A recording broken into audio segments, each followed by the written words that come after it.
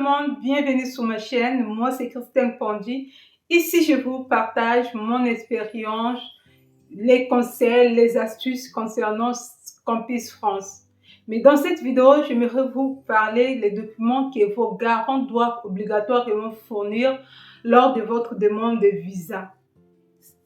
Peu importe la situation de votre garant, s'il est commerçant, indépendant, travailleur, on va voir les documents à fournir juste après. Aussi, le lieu de résidence est important. On va voir les documents à fournir.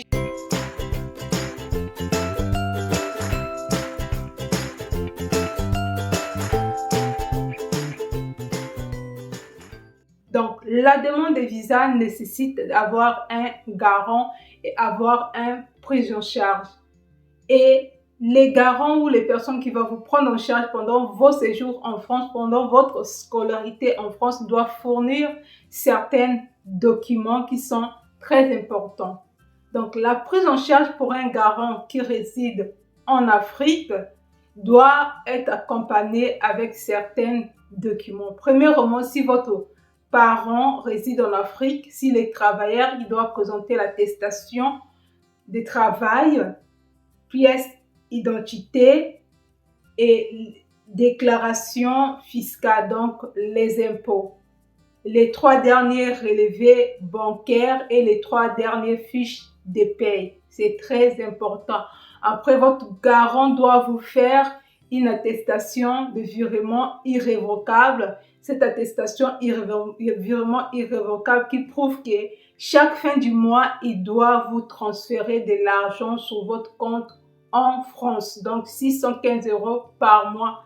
Sans cette attestation de virement irrévocable de la part de votre garant, vous ne pouvez pas avoir le visa. C'est très important que votre garant, par rapport à sa banque, demande un virement irrévocable, comme quoi il va vous envoyer chaque fin du mois 615 €.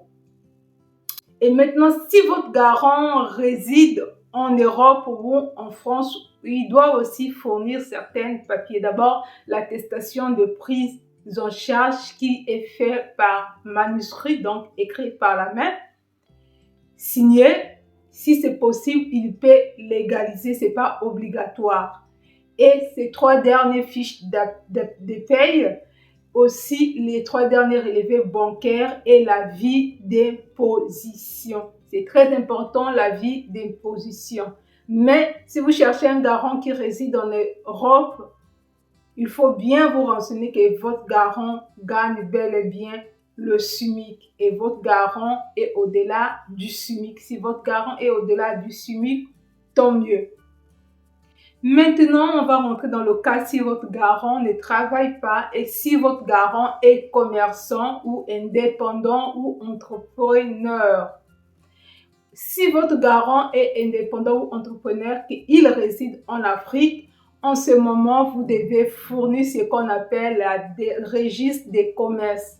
Parce que chaque entreprise, peu importe le statut de votre entreprise, vous devez être enregistré au niveau de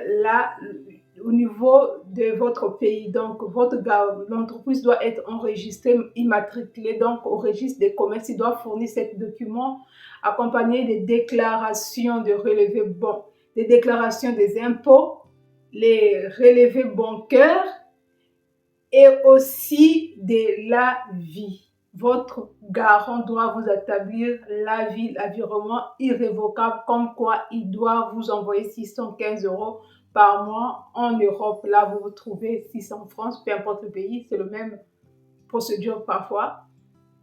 Donc, c'est ce qu'il faut fournir si votre garant est commerçant.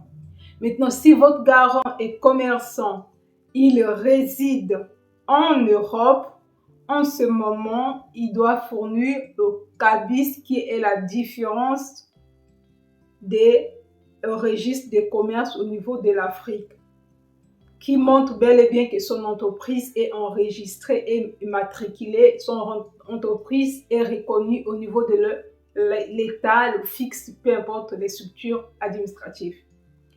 Et il doit vous établir l'attestation de prise en charge, aussi fournir les relevés bancaires les 3 derniers relevés bancaires, l'avis des impositions. Maintenant, concernant l'avis d'imposition, ça va dépendre de la statut de votre garant, si son entreprise, c'est une société ou c'est entrepreneur.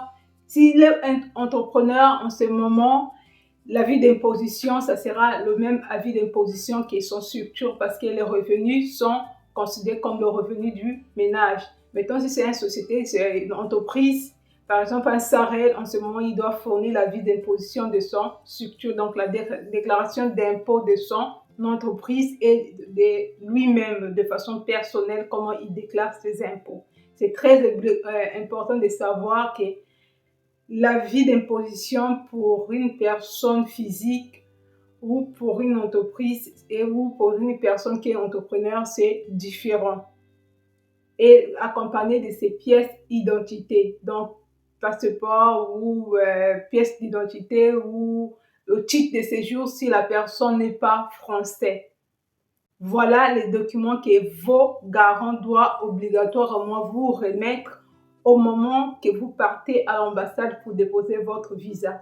Maintenant, si vos parents résident en Europe, il est l'importance qu'ils vous envoient les originaux par la poste ou par DHL. C'est très important parce que dans d'autres ambassades, on exige les originaux. Vous n'avez pas de garant et que vous devez vous prendre en charge vous-même.